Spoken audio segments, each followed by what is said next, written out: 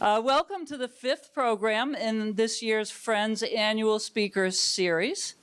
Today we're going to help Stephen McCauley celebrate the publication by Henry Holt of his 8th novel, or maybe it's his 10th, depending on how you count. And I think he's going to tell us about that during his talk, a little bit. The new book is You Only Call When You're in Trouble, and we'll be selling it after the presentation over here in the corner.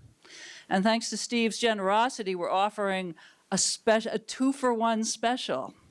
If you buy the new novel, you'll also get to pick another earlier one for free, because he's been doing some tidying up at home. And it's a win-win. You get a free book, and Stephen gets a cleaner closet. But first, a word about our next 2 programs. On Sunday, April 7th, Lisa Rozovsky, a Needham-born artist, will show us some of her work and discuss art as storytelling. Registration is already live on the library's website. And then on the evening of Thursday, June 6th, our annual meeting speaker will be Emily Norton of the Charles River Watershed Association, speaking on the state of the Charles River.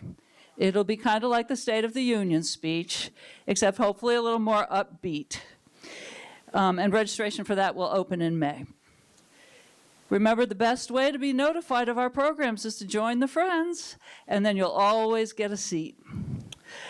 All of our programs this year have sold out, so it actually might matter to have a heads up. Let's turn to our special guest today, Stephen McCauley. When a mutual friend, who's another accomplished writer, suggested that we invite Stephen, she said he was a good writer and a nice guy. That piqued my attention, but what really sealed the deal was when I saw that the New York Times Book Review named him the writer you would most want to drive across the country with. And I will say, even though I never met him before today, I was ready to jump in the car and head for Route 66. He writes... Oh, okay. I'll drive. He writes with great ease about relationships in the real world, our world. So to me, his novels feel sort of familiar. But at the same time, he makes the real world a little better than it actually is, because he views it with such insight, irony, and humor. Stephen is going to tell you all about his life, so I'll stop here except to say that we can take homegrown Massachusetts pride in his success because he grew up in the Boston area, lives in Cambridge, and heads up the creative writing program at Brandeis. Please join me in welcoming Stephen McCauley.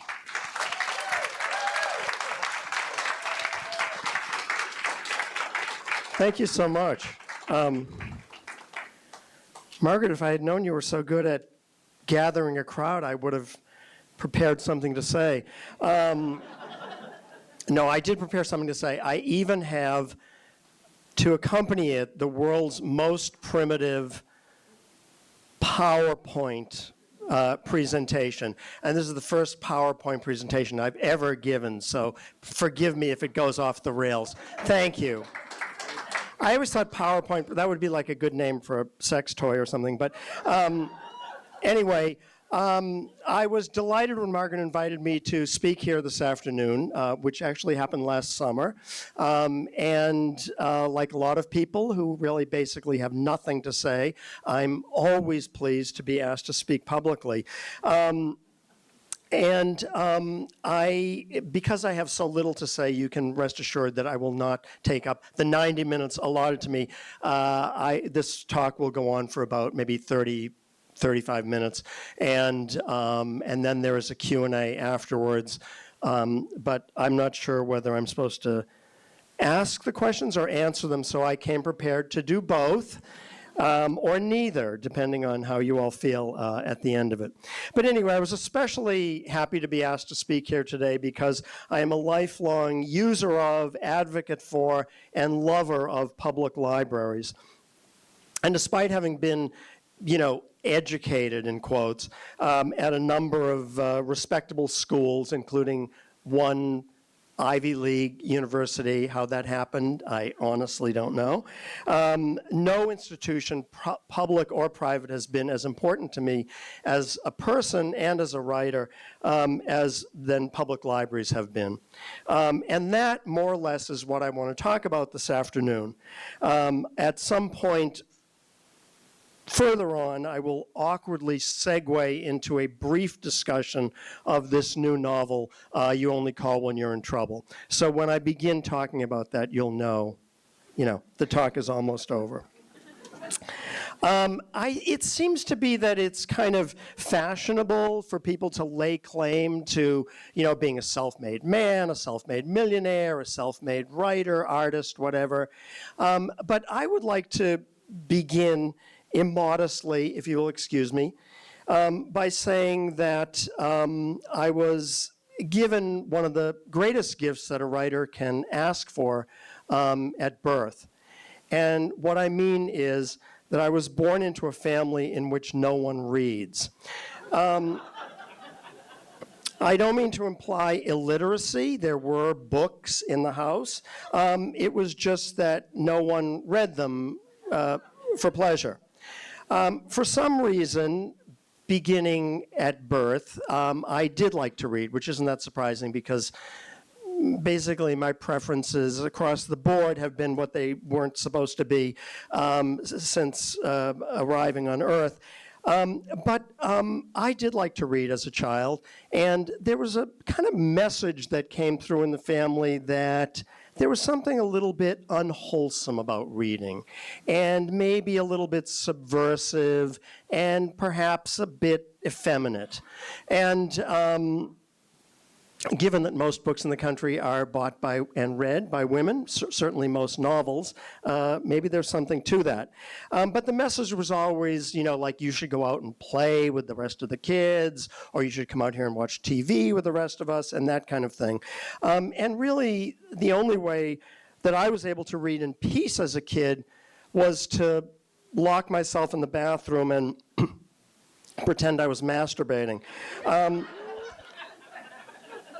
So there was one book that was read in my family, and in fact, it was passed from my aunts to my grandmother to my mother, and my mother, devoured it in a number of days, and this was not a short book. In fact, it's rather long.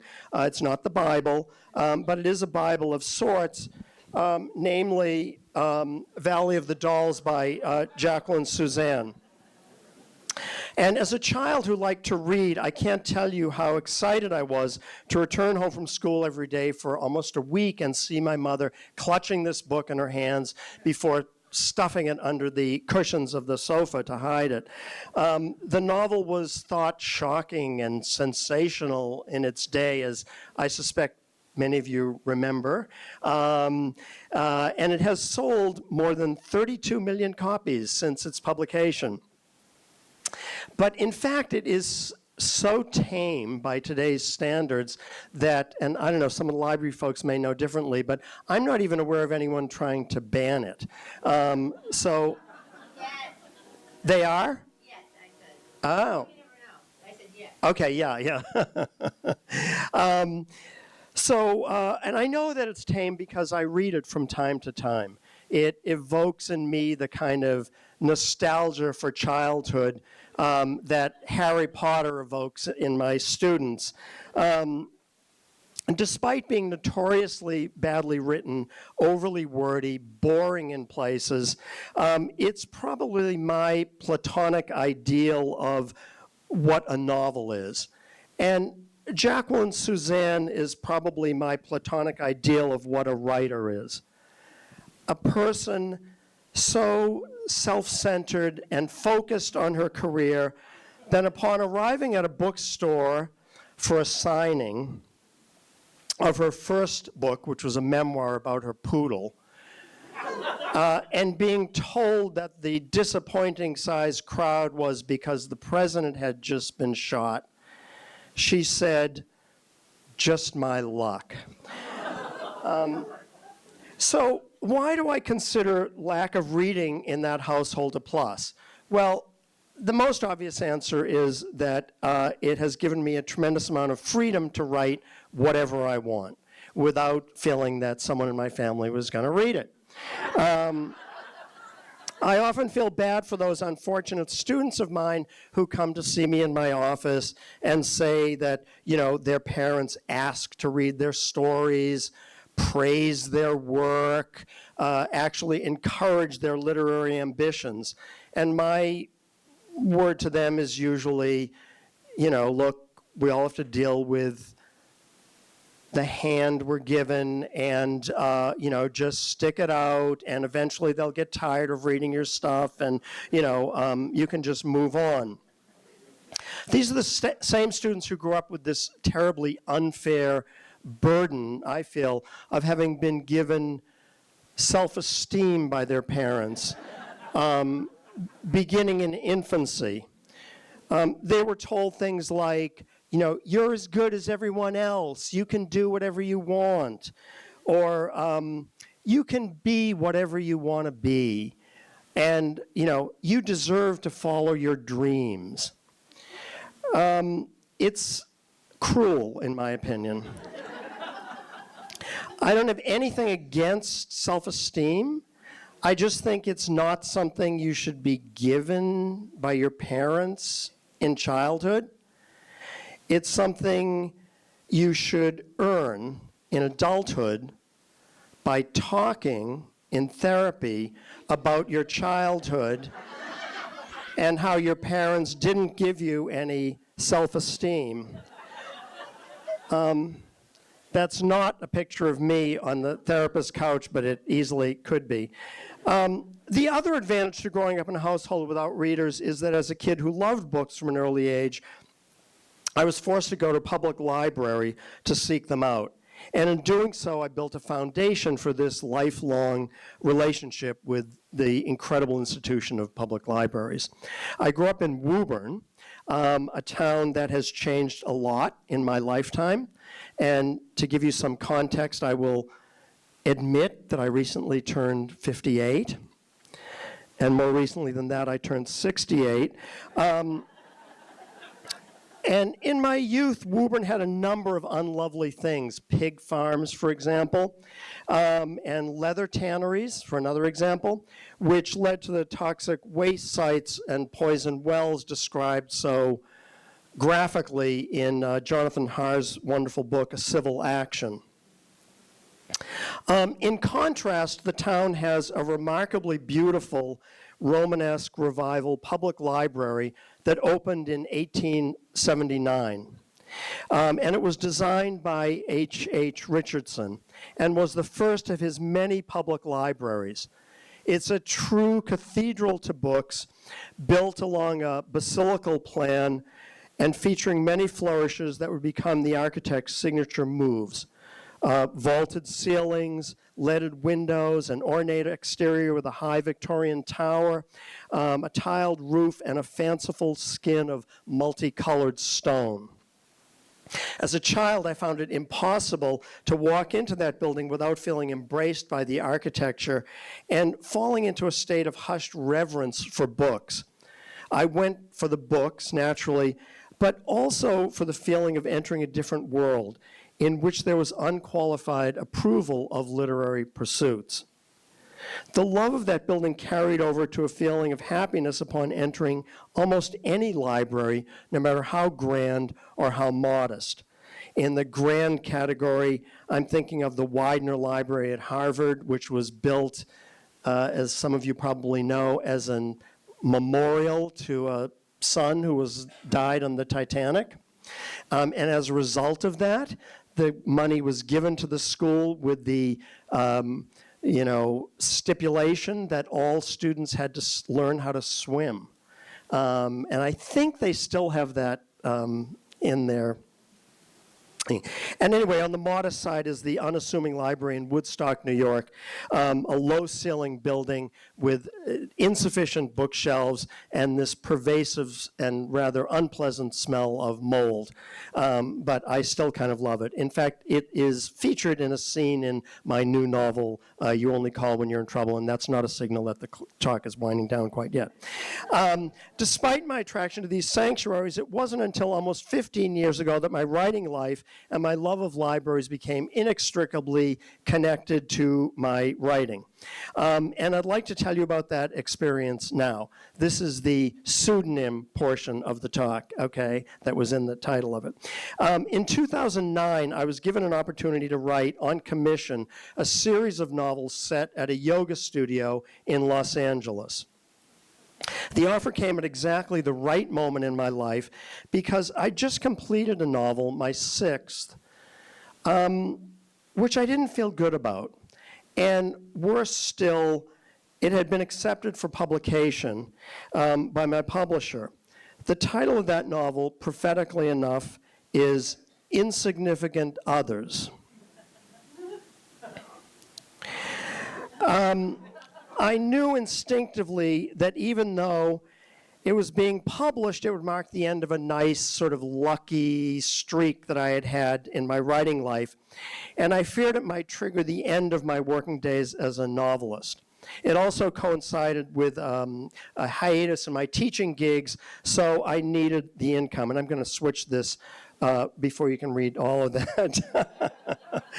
The commission came from an editor I had worked with previously at another place, and I'll call her Denise because that's her name. And I loved working with her because she made everything seem fun. Like she would say, you know, I think you should throw out those 200 pages and just start all over again. But she had a way of saying it that really made it sound like, oh, great, you know, I can't wait to do that. The job offer came with two conditions. One was the books had to be published under a pseudonym, and the other was that they had to be written very quickly. She told me the reason for the pseudonym was that, quote, they didn't want to confuse my fan base. And I explained to her that my fan base was made up of the 7 people who'd consistently bought my books over the years. It seemed to be confused to begin with, since they sometimes wrote to tell me, not you, that you know, either the book, my most recent book, was too similar to my last one, or it was too different from the last one, sometimes both things at once. In any case, I had no problem with using a pen name, and I liked the one the publisher had chosen, which was Rain Mitchell. They thought it sounded like an androgynous young female, a new age hippie with vague but persuasive spiritual beliefs, a guru, but a benign one. Something like that. I thought it sounded like a British prostitute working in a tropical outpost in a novel by Somerset Maugham. I didn't really have a problem with the timeline either. Since the publication of my first novel in 1987, The Object of My Affection, I'd been working under tight deadlines. And the way I dealt with them was that I floundered for a long time, I panicked, I wallowed in self-loathing, and then I would demand a slight extension on the contract of, let's say, like 2 years. And the publisher would always balk and remind me that I had a fan base waiting for my next book, and I would remind them that the fan base was 7 people who were so confused they probably couldn't remember when the last book was that had come out, and not you. At which point the publisher would relent and grant me an extension. As a result, there's typically been a lag of between 4 and 5 years between all of my novels. And in publishing terms, that is a lifetime. It's literally a lifetime, in fact, because I was sent in 1999 a column from a book supplement of a Chicago gay newspaper in which the editor responded to questions about books that were being published, et cetera. And someone wrote in, very flatteringly, to ask if they knew anything about a new book from me. And the editor responded that after looking into it, they could confirm, sadly, that the long silence since the publication of my last book was due to the fact that I had died. Now, as you can imagine, this was deeply thrilling news to me, because I figured if I could get an extension of 2 years by claiming the sickness or, death of a family member or a friend or something, imagine how much time I could get by claiming that I had died. And the other thing is, I have no fear of missing out, FOMO, that. I love missing out on things. I love leaving the party early. And I enjoy sleeping in small, narrow spaces, so I'm kind of ready for this trajectory. The whole point is I assumed that I would do the extension dance with these yoga novels as I had with my other books. So I signed the contract and I cashed the check. I routinely wrote to the editor telling her that I was working productively. I was just, discussed character development, all these plot twists, and, showed her pictures of this rapidly mounting stack of pages. In other words, lying, of course. Then in mid-January of that year, I went to New York to have lunch with Denise, assuming I would use it as an opportunity to get an extension. And toward the end of the meal, around the time I was planning to make this ask, she got kind of serious and she said to me, I have a feeling you don't have 150 pages of new material. And I said, no, I don't. And she said, I have a feeling you don't have 125 pages either. And I admitted that I did not. And we kind of negotiated in that way down to the fact that I had 25 pages of notes and scraps and ideas and so on and so forth. And at this point in the conversation, Denise, who was a big yoga practitioner and a very lovely person, went from friend, editor, etc., to full-on Tony Soprano. She reminded me that I had a contract that I'd accepted and had signed and that I'd accepted half the money. And the publisher she now worked for was notoriously litigious. And to quote her, she said, they will come after you if you don't deliver the book in 6 weeks. And as we were leaving the restaurant, she tossed me this sort of compensatory treat, which was saying, don't forget, it's not you who'll be writing the novel, it's Rain Mitchell. And on the train back to Boston, I calculated how many pages I'd have to write daily to complete the manuscript, and it was a daunting number. Basically, I'd have to write 7 to 8 pages of presentable, coherent, sequential fiction every day. Good luck, Rain. I spent the next morning at my desk attempting to conjure up my elusive, androgynous, hippie, guru, alter ego to no avail. I was surrounded by bills that I needed to pay, bathtub needed to be cleaned, food that I'd bought that desperately needed to be eaten. And by mid-afternoon, I decided to go to the one place I knew was typically a safe refuge for me, the Cambridge Public Library. The Cambridge Public Library is another, oddly enough, Romanesque revival library. This one, Richardsonian in design, but not designed by Richardson. It has recently had this rather extraordinary addition off to the side there, which you can see all in glass. I'd written, by the end of that day, they stay open until 9 o'clock, or they did then. I'd written 10 pages, which was an unbelievable, number of pages for me to have written. And I was filled with this kind of sense of gratitude toward the library because I knew, honestly, that there was something about this place with its supportive staff and hushed, although not silent by any means, atmosphere that had allowed me to work productively. I went back to the library every day, weekends included, for the next 6 weeks and wrote with astonishing ease. My novels have typically been lightly plotted, focusing on character development and close observations rather than action. But I realized in the library that Rain Mitchell's novel would need big events. They'd need big drama. They'd need Valley of the Dolls level drama.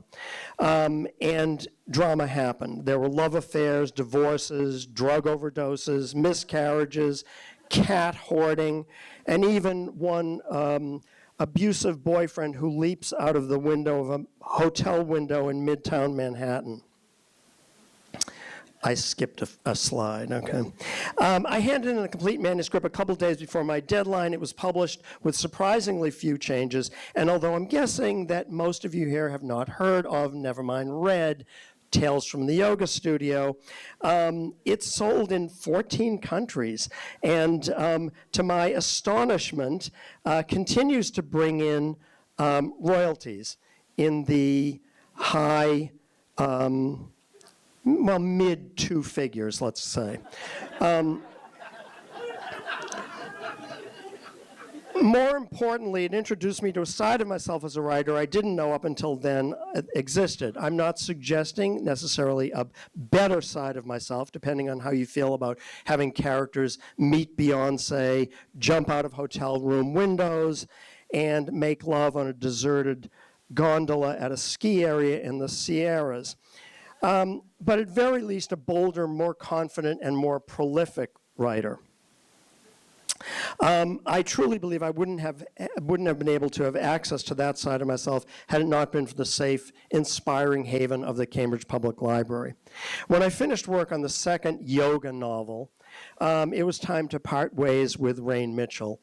I imagined our goodbye was something like the end of Casablanca, in which we embraced in the mist.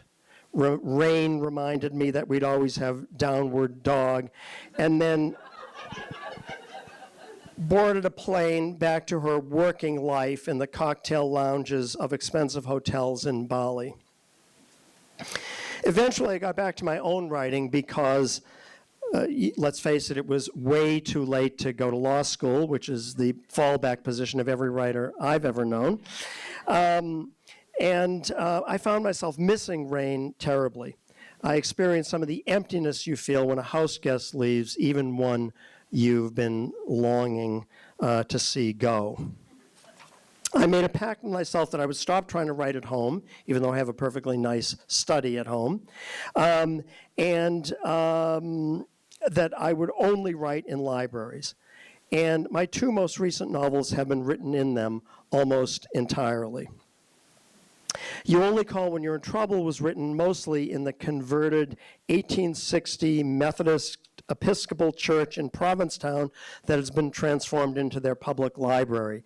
And I'm guessing some of you have seen that building with its views from the 3rd floor of the harbor on 3 sides, a steady stream of tourists passing through to see the 3/4 size boat on the 2nd floor of the building. It's a uniquely wonderful refuge. The rest of the book was written at the Athenaeum in St. Johnsbury, Vermont, which is was built in 1871 in French Second Empire style. The building doubles as an art museum with an impressive collection of Hudson Valley School paintings, and it's really spectacular. I began in a town where you wouldn't expect a really spectacular library, to be honest. I began writing this novel, You Only Call When You're in Trouble. Talk is winding down. Based on a conversation I had with a friend over lunch. After we'd exhausted the cheerful topics of organ failure and cognitive decline, which is like basically what you talk about when you've recently turned 68.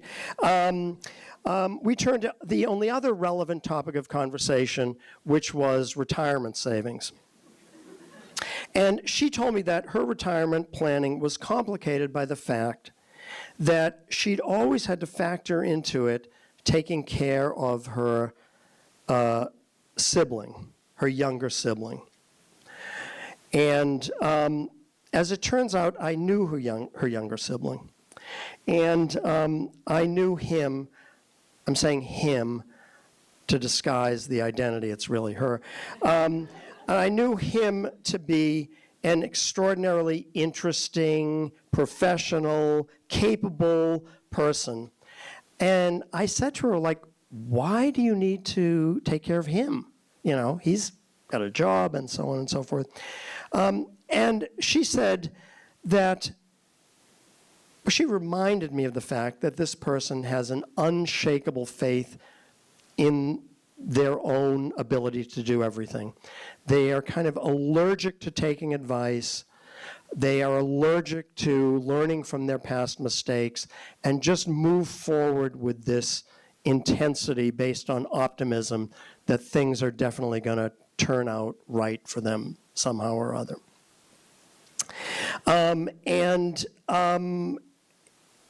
I began to wonder how I would feel if I had a sibling like this. Would I rise to the occasion and take care of them? My brother is in the room, so you know he can probably answer that question. I have two brothers, and they are both far more responsible than I am as people. They have wives and houses and retirement savings and what's that other thing, you know? Children. The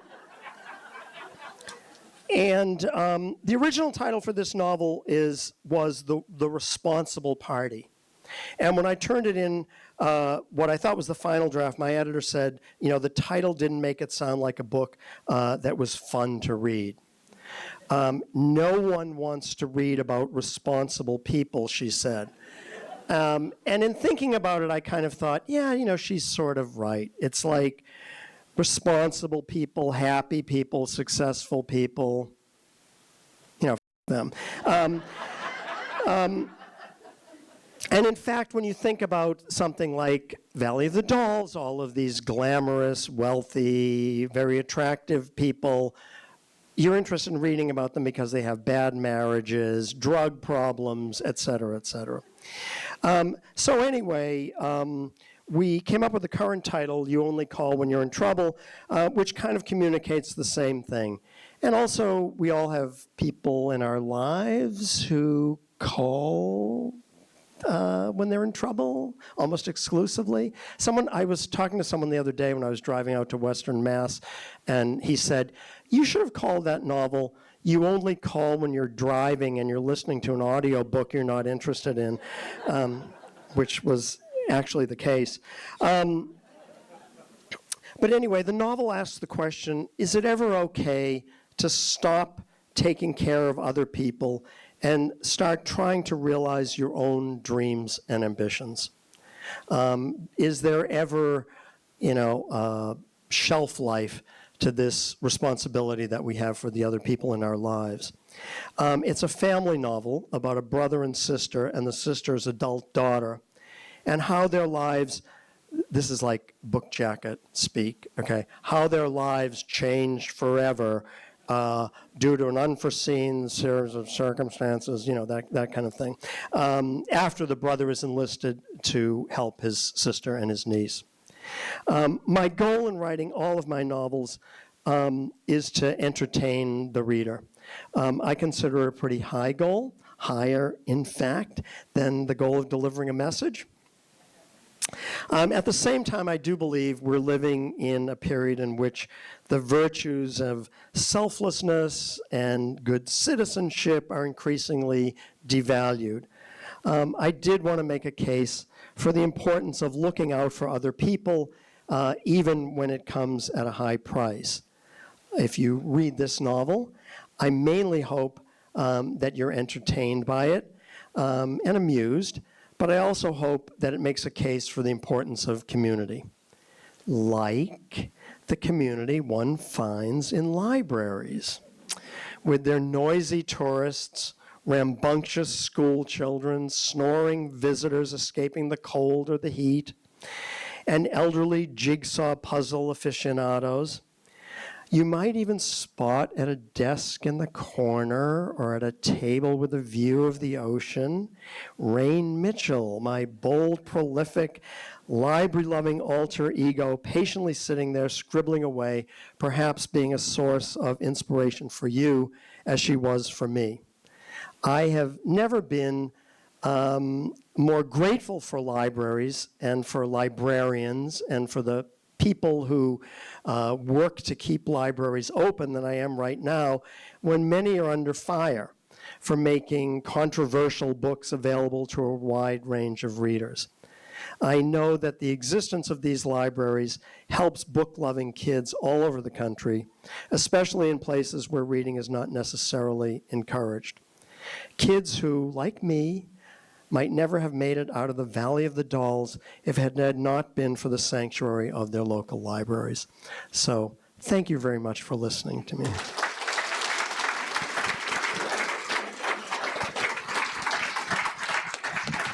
There should be another one here.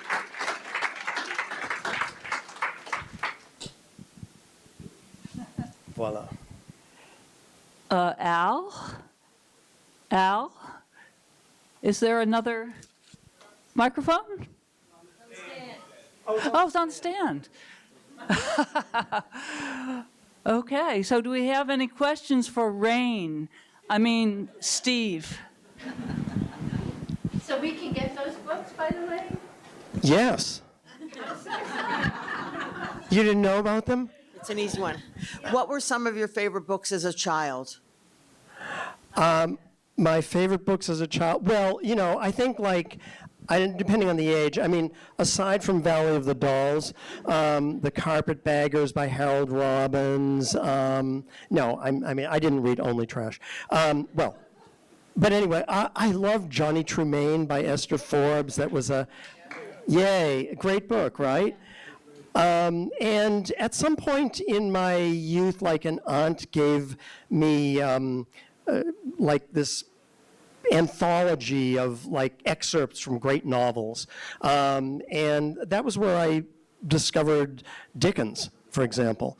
And it wasn't like I was sitting around reading Dickens all the time, but I just reread East of Eden by John Steinbeck, which is a fantastic novel. It's like a 600-page page-turner. You can't put the thing down. But it reminded me of the fact that Steinbeck was a favorite writer when I was a kid. The little ones, you know, The Pearl and The Red Pony and Of Mice and Men, those books. What were yours? Let me see. There was a book that I read about, it's called The Mitten, and it was about a mitten that had fallen in the snow, and the animals tried to go in it for safety, and they go in, and they go in, and they go in until the bear goes in, and the mitten explodes, and all the animals are left out in the snow. And I think about a book called Swimmy that was about all kinds of little fish that were black, that were afraid of a big monstrous fish, and there was one orange fish. So at some point they organize, and the black fish make themselves in the shape of a giant fish, and the yellow fish becomes the eye, and then they scare away the big. How cool. And they stayed with you, that's for sure. Next question? I'm going to ask you. He'll have to ask himself questions if no one else has a question. You don't have to. Oh, here's one. Do you also have an interest in architecture? I do, yeah. The hero, hero, I wouldn't call him that, but the main character of this book is an architect. Oh, you did, okay. That's why I asked. Are you an architect? No, but I have a good interest in architecture. Okay. My fear is that, you know, like you were going to say, yes, I am, and everything you wrote about architecture in there is completely, you know, baloney.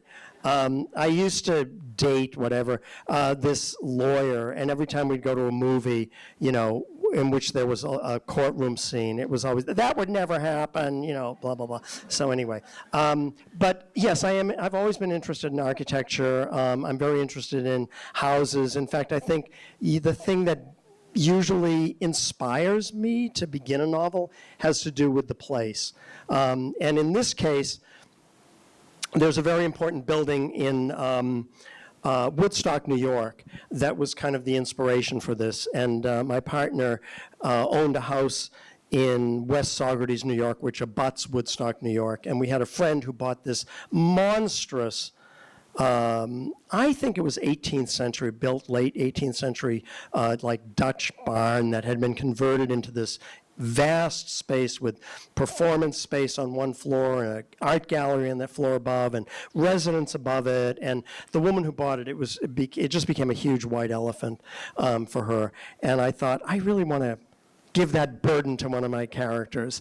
That building, by the way, is still there, obviously, and it's now owned by Amanda Palmer. Does everyone know who that is? Yeah, the singer from the Dresden Dolls who was married to Neil Gaiman. Yeah, she did? Oh, I didn't know that.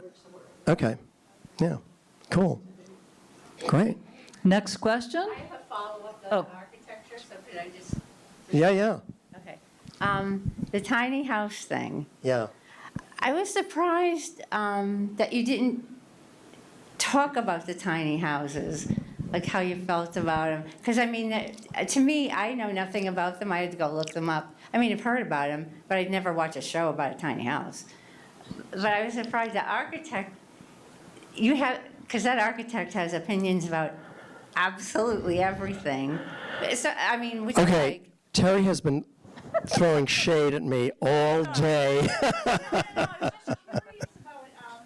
Well, listen, I had like tons written about tiny houses in this book. I love small spaces. I wasn't kidding when I said I love to sleep in small, narrow containers. My favorite hotel in New York is the Jane, which I don't know if any of you know that, but it was actually built as a Siemens hotel, and so all of the rooms are 50 square feet. And you can stand in the middle and touch the walls. I love that. Since we've already mentioned the Titanic once, the other famous thing about that hotel is that the survivors of the Titanic, many of them were put up in that hotel when they landed in New York. But anyway, the strange thing is that I've lived with someone for 30 plus years now who has claustrophobia. So the kind of places that I like to hang out in, he is freaked out by. And I thought, oh great, I'll be able to do all of this research into tiny houses and look at all these videos of tiny houses. Some of you must know there are hundreds of thousands of hours of this online. And I had a lot of it in the book, and my editor said, people are like interested in tiny houses a tiny amount. So, maybe just get rid of some of that stuff. So, yeah. I do like them. I like them. I don't want to live in one, okay, really, but I do like them, yeah. Sometimes I go to Airbnbs and rent tiny spaces and that kind of thing. We have a question over here. Yes, I have two questions, be transitional. The first question is, what is your favorite tiny library? And, well, you can answer that first. There's one, I can't remember where it is. I think maybe it's in Hanover, New Hampshire, that's built out of metal, and it has this super cool modern design. It's just unlike all the other ones that I had seen, and I really love that one. Okay. The second question is, how old were you when you started to write, and what was your first book? That I wrote? The first novel I wrote was my first novel, Object of My Affection. And I started writing when I was a kid and wrote a lot of, embarrassing things, and as one does. And I'm sort of amazed by my students who, because when I was in college, I would sign up for a creative writing class every semester, and then the teacher would say, and bring something in next week, and I would go and drop the course immediately. And it wasn't until I was quite miserable working at a travel agency for a long time that I thought, oh, well, I've got nothing to lose. Maybe I'll just give this a try and follow my dreams, you know. Have a question over here? Yes, you mentioned of, pardon me, you mentioned of Mice and Men. I just read a list of banned books, and that is one of them. I wondered if you could speak to that. I didn't know that. Do you remember why it was banned? Is it? There were hundreds on the list. Yeah. Handmaid's Tale by Atwood. I mean, there were Yeah. just so many books. Yeah. The origin of who banned them, I suspect school boards, parents. Yeah. I mean, I read that book, I don't remember every detail, I just wondered if you could speak to why perhaps someone would object to a force. I don't know what the answer to that is. If maybe someone here does know specifically, it could be language, it could be the relationships that were, a little bit edgy in some respects. I'm not sure. But, you don't need much of a reason to get a book banned, obviously. I don't like it, so, Okay, next I'm question. hoping that one of my books will be banned because it would show that someone actually read it, number one, and number two, publicity, so. Yes, I think this was great. I'm wondering about your experiences when your first novel was turned into a film. That must have been a very exciting time, and your thoughts around that whole experience, I'd be curious to hear. That was a very fun experience. The movie that was made out of my first novel is called The Object of My Affection, with Jennifer Aniston and Paul Rudd, who were like not so well known at the time. It took 11 years to get made.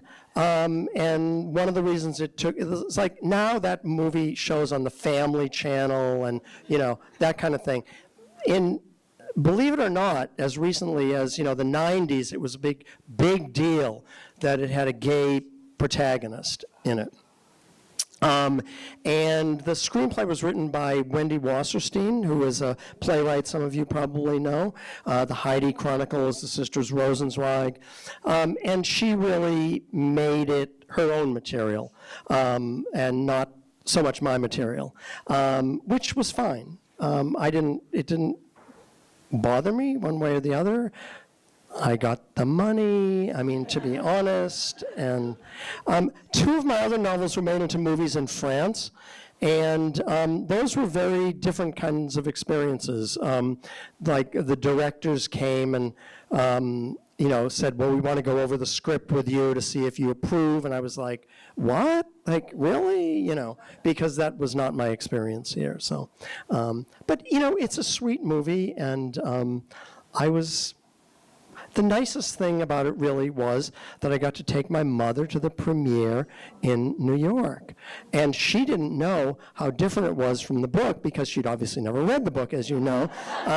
So it was a very kind of sweet moment. So that was really lovely. Any more questions?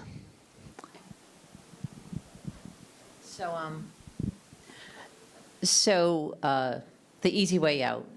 You were just saying how you like small spaces, and I know the protagonist kind of likes to hang out in a closet, like his little secret closet full of religious things.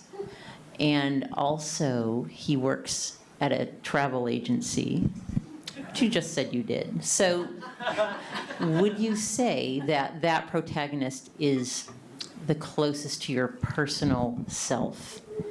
And then I will also ask a question about the man of the house, because doesn't he... This is ominous, yeah.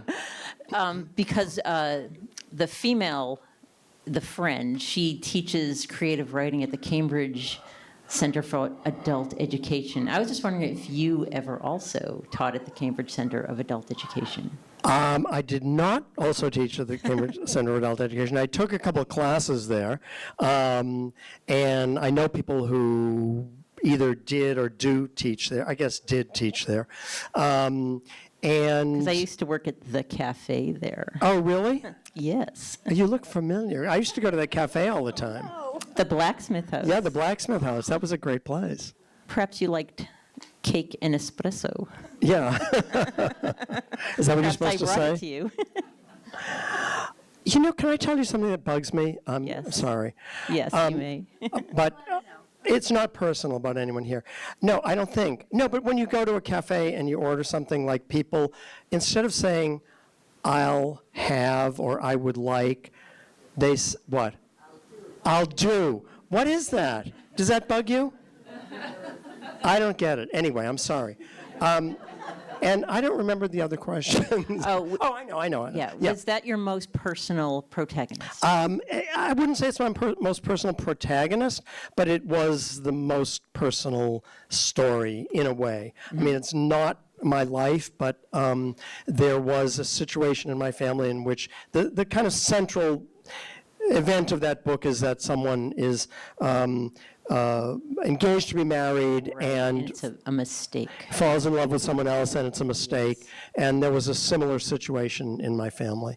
And so that was based on truth. I think as I get older, I've already, exploited everyone in my life that I can, and so things are a little bit more from scratch. But thank you.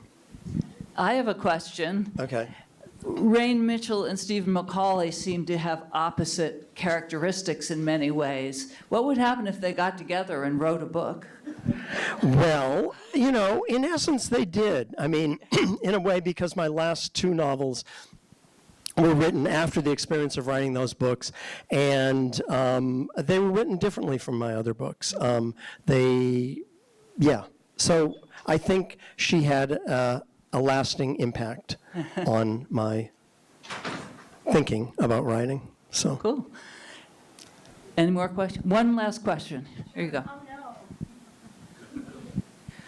So we've talked a lot about Jacqueline Suzanne and Steinbeck, but what are some of your favorite contemporary novelists that you get really excited to read? A total brain freeze all of a sudden. I'm trying to think of there's a writer named Peter Cameron who publishes about at the same pace that I do, which is one of the reasons I like him. He's written a lot of novels. He used to be published in the New Yorker as short stories, but he's been writing novels since. Andorra is a really fantastic novel by him. A young adult novel called Someday This Pain Will Be Useful to You. I love his work. I'm really who? Margot Livesey, writer in Cambridge, who's just come out with a new book. She's a lovely person and a friend. I love her work.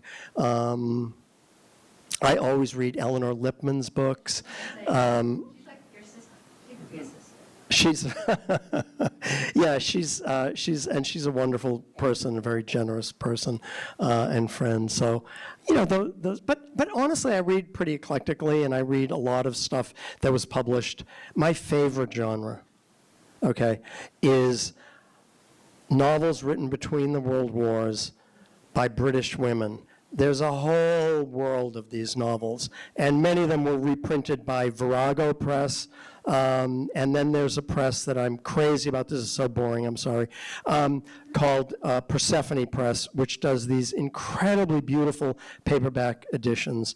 And look it up online, Persephone Editions, and they publish really wonderful, reprint really wonderful novels that have been forgotten. Okay, well, thank you, Stephen, for a wonderful presentation. Thank you, everybody, for coming.